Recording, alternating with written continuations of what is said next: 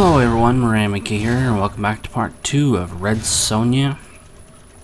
Okay, so we are here inside the Alien Ruin. I found the second book, Ghosts and Goblins, Volume 2. So, here, let me give you just a little overview. I've already not ran through, but okay, so this is located in the Alien Ruin of Real, which is, like I said, it's just north of Bruma. Right here, and the book itself is super easy to find. As you can see, it's got a quest marker on it. Here's the entrance, and you just have to go like down this hallway. That's it, down this hallway, and I believe the entrance is right here, and you have to jump down here. There's a series of annoying blade traps right here, which you can hear in the background when I first started the video. But yeah, it's right here on one of these tomb things. As you'll notice, Sonia is dressed a lot bit differently. I got some snazzy new armor for her and myself, and I'll do reviews of these sets of armors here in the near future, sooner or later. But let's get into the book. Okay, so there's a quest pop up. I found the second Ghosts and Goblins journal. Oops. Well, let's go ahead and take it in case I forget.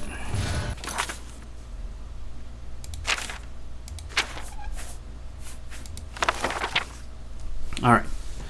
Ghosts and Goblins 2 by Margaret Farrell. Eye of the Zombie. It was many weeks before we returned to the ruins. We had rented a small farmhouse for a modest sum, and during the few days of our stay, Sonia had been laid low by a baffling affliction. It seemed to be caused by the ectoplasm that had been splashed onto her skin. She lay for days, rambling in a feverish state about liches and wraiths, and moaning of the undead. I tended her wounds, and sponged the sweat from her skin as best I could, but it was more than 2 weeks before she started to regain some of her strength and vitality. Her skin was pale, and her beautiful auburn hair was lank and dull, and she was very weak. I didn't mind being her nursemaid. She would have done it for me. For reasons I cannot explain, when she was well again, I refrained from mentioning her nightmares about the tomb we had tried to raid.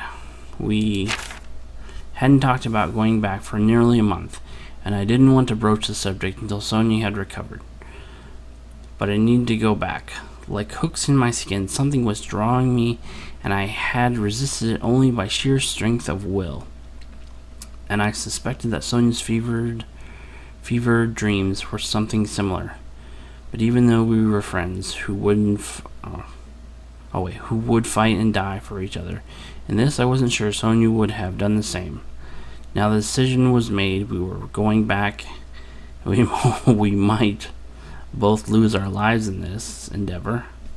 I hope there's some good loot in this ruin they're risking their lives for. Rising well before dawn, while it was still cool, we made our preparations.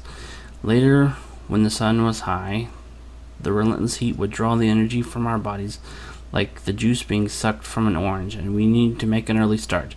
Sonia saddled the horses while I double-checked our supplies, packing herbs and potions and specially enchanted scrolls into dry leather packs, which I then carefully laid across the back of our pack horse.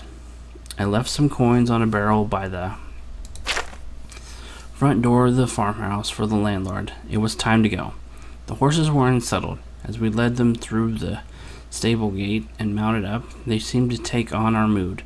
I looked back briefly at the small farmhouse as we rode down the road to another one of our dangerous adventures. Sometimes I thought I had a death wish. For 3 days we traveled, almost pushing the horses to exhaustion. We arrived at the Grateful Pass stables outside Skingrad, and I sought out the stable hand. He was stacking bales of hay in the shed at the back of the owner's house, and I pressed a few coins into his hand as I gave him instructions for the care of our mounts. We'll be back for these horses, I told the youth. Don't let any orcs near them, or I'll feed you to a brown bear. Understand me? I whispered in his ear, making my intentions clear. He was speechless. I went to see David Cyril. Before we go on, I said to Sonia, we need some wine, and David has the best vintages. Besides, sometimes he has something special that he keeps for his friends.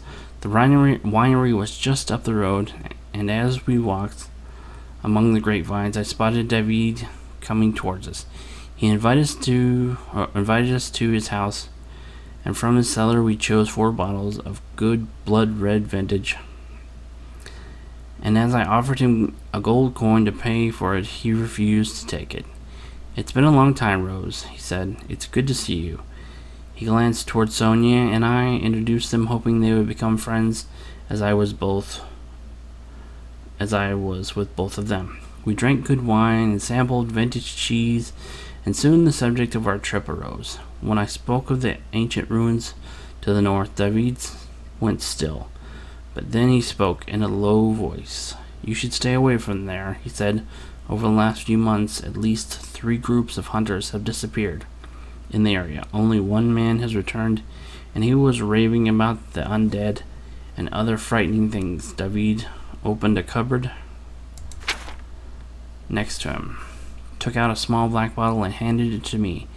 It was squat and round with an oily sheen, and the instant I touched it, a rush of warmth infused my body, and I heard a whispering and pleading voice, but I was unable to make out the words. I couldn't put it down, and didn't want to give it back. What is this? I asked David. He shook his head. I don't know. He said, all I do know is that it was in the possession of the man who came back from the north. I held the black bottle up to the lamplight and could see what appeared to be liquid swirling like a living thing inside it. I had no clue what it might be. May I take it? I asked David. He agreed reluctantly after making me promise to be careful. We thanked him for his hospitality and returned to the stables. Sonia and I sorted through our equipment and decided to leave everything non-essential in the care of the stable hand, who seemed to be taking my threat seriously. Good. That meant our things would be here when we returned. We meticulously inspected our weapons for nicks and scratches, and I told the stable boy to get lost so we could change into our armor. We both preferred to wear light leather because it was easier to move quickly and quietly if the situation required it. We waited until evening had set and started on the last leg of our journey. After a remarkably uneventful 12 hours trek through the fort, 12 hours. Seems like they should have brought the horses. But that's just me. 12-hour trek through the forest, and 2 bottles of wine later, we found the path leading to the ruins. It had become overgrown with bushes, and we nearly missed it. Here goes, I said to Sonia as we started up the hill. We found the bleaching bones of the werewolves scattered by scavengers. Except they look more human without their flesh and fur covering. We wait until dark, I said. The shadows will hide us. Sonia nodded. The sun had long since set as we approached the tomb. There was a large wooden wedge jammed underneath the door, and the debris had been swept away. I had a sinking feeling in my chest. It seemed someone or something had passed through here very recently.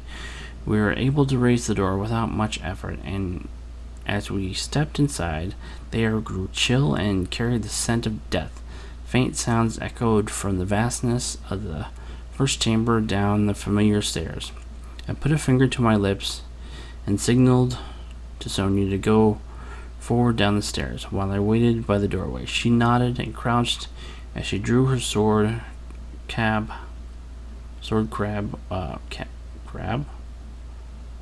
Oh, I think she walked like in a hunched position.